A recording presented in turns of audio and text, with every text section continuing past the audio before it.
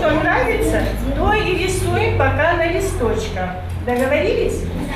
Смастерить самостоятельно что-нибудь полезное. Такая возможность на уроках для Софии Мурзабековой предоставляется не каждый день. Девочка увлекается поделками, но фигурки, которые помогут ей безопасно переходить дорогу, она делает впервые. Учится во вторую смену. Каждый день возвращается домой в темное время суток, когда видимость на дорогах оставляет желать лучшего.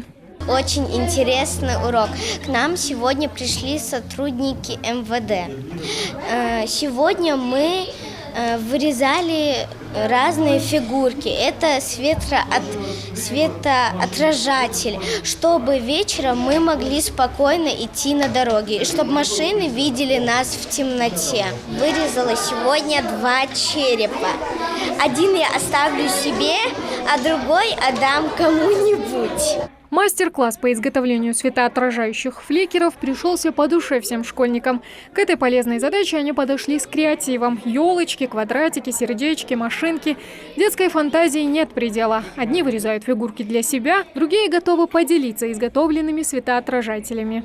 Раньше я не знала, что стикеры надо клеить на портфель, чтобы себя водитель заметил. Но на уроке я сегодня сделала много стикеров себе и своим сестрам. Наезд на пешехода – самый распространенный вид ДТП. Запретить детям ходить в школу или увеличить продолжительность светового дня невозможно. Однако сознательные взрослые могут сделать все необходимое, чтобы обезопасить детей, научив их элементарным правилам.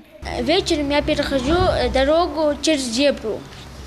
Я смотрю налево, нет машины, и смотрю направо, и там нет. И я перехожу спокойно и поднимаю руку.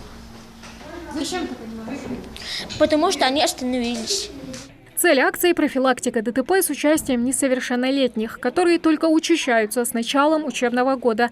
Поэтому организаторы акции в очередной раз напомнили школьникам о ПДД. Зачем нужны светоотражающие браслеты, нашивки на одеждах и портфелях.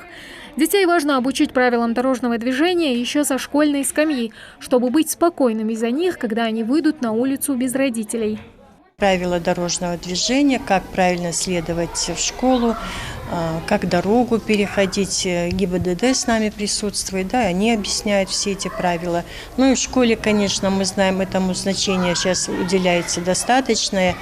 Относительно дети уже и грамотные в плане перехода дороги, но тем не менее то, что касается муниципалитетов, мы обязаны обеспечить безопасность детей по пути в школу и при возвращении. Часто на классных часах говорим об этом.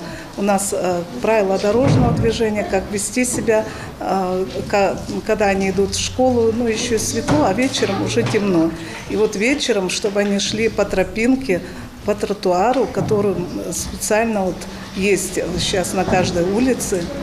И вот эти светоотражающие фигурки у них на портфелях в основном есть. Сейчас выпускают такие портфели. На курточках есть полоски, чтобы они себя умели правильно вести на дорогах. Безопасность – главный принцип, который обязательно должен соблюдаться при дорожном движении. Причем как водителями, так и пешеходами. Малейший промах со стороны кого бы то ни было может обернуться аварийной ситуацией.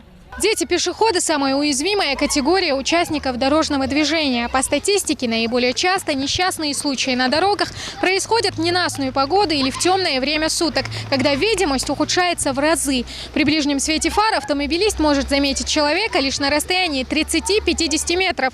Но если на пешеходе есть светоотражатели, эта дистанция увеличивается до 200 метров. Такие акции – лишь часть профилактических мер, предпринимаемых активистами ОНФ и ГИБДД для снижения числа ДТП.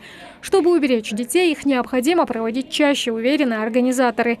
И напомнить, что светоотражатели в безопасности на дороге играют далеко не последнюю роль. Тамара Хашагульгова, Джамалил Тамасханов, Новости 24.